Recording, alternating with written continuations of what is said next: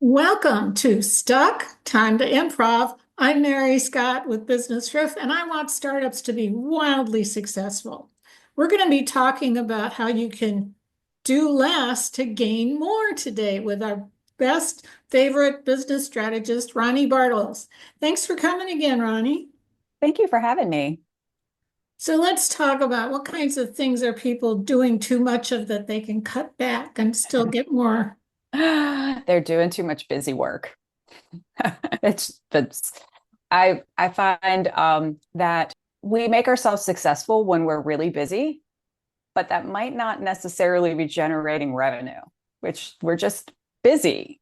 Um, kind of a little bit of background of how I kind of came to this was I started my business in 2008 and it did the things that everybody kind of does, marketing and networking and all of these things. And I had made myself very busy and I was making okay money, but not great money, but it was really busy. And every time somebody would ask me, how are you doing? I'm like, I'm busy because it's a badge of honor to say you're busy.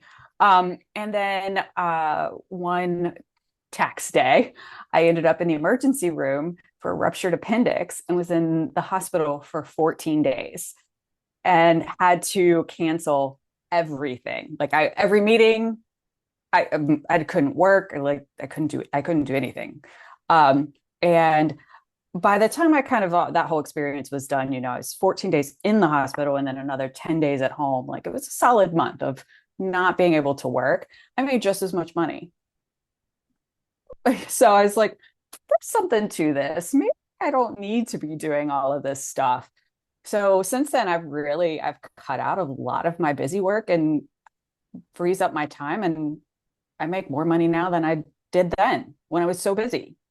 So I think it's a lot of busy work that people can cut out, and I think a lot of that comes down to some marketing things because we think we should do all of the marketing stuff.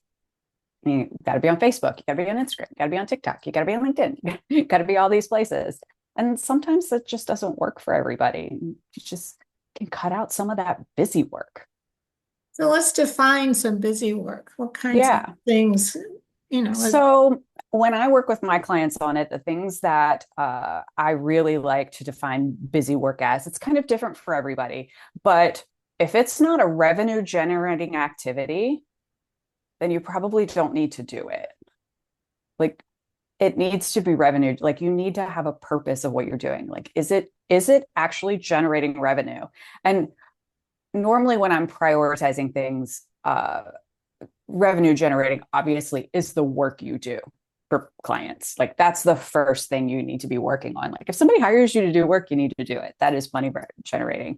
And then once you kind of get into working on your business of things, what tasks in that daily routine will generate a sale, will generate money. If you're doing a bunch of Instagram posts and you've never gotten a client on Instagram, why? Like it's busy work. Why are you doing it? You don't need to do that anymore. So when I kind of sit down with my clients, what we do is I kind of have a framework that I work in that we kind of sit down. We start off with like, we just verbal vomit and get everything on the table. Like, what is every project you're working on? What's, every strategy you're working on? What are all of the things? And then we go through and we kind of go, okay, well, what is it that you actually want to do? What do you desire? So we kind of figure out like what's driving that. What are the desires driving that? And then we'll start to streamline by prioritizing those things and doing the things that are money revenue generating or are important to you, because there are some things that are important to you that might not generate revenue, but they're still important and they need to get done. So we prioritize those things, and then all of those other things can just go away or go into what I call the idea factory for maybe a future idea or project to work on once you've kind of got all the other processes under control. It really comes down to, prioritizing the things that are working for you and not doing all of the things that everybody tells you you should be doing. or it occurs to me, some of it is you get in the habit habit of doing something. And Mhm. just because you're in the habit of it doesn't necessarily mean that it's useful to you. Exactly. So you have Exactly. to take a real hard look at some of these things that may actually be fun, but they're not generating revenue. So you need Mm-mm. to take a break from it and Yeah. do stuff that's going to generate revenue. I do agree. You need to experiment with things. Like you do need to experiment with different things. But once you find the thing that does work for you, you have to experiment to find that thing. But once you find the thing that does work for you, which is different for everybody, then you double down on it. Like you don't need to do anything else. That's the thing that works for you. Most of my professional service clients, the general trend is the thing that works best for them is in-person networking. Like they just need to be making relationships, and you can make relationships a lot of different ways, but in-person networking tends to work the most, particularly for professional services. And so, I have a client of mine that every month we kind of sit down, we talk strategy, and it's always like, well, I need to do more, Instagram posts, I need to write content, I need to sit down and batch content day. And I'm like, where have you actually generated sales in Alexis months? So she was like, well, I went to the chamber event. And I'm like, then you need to do that.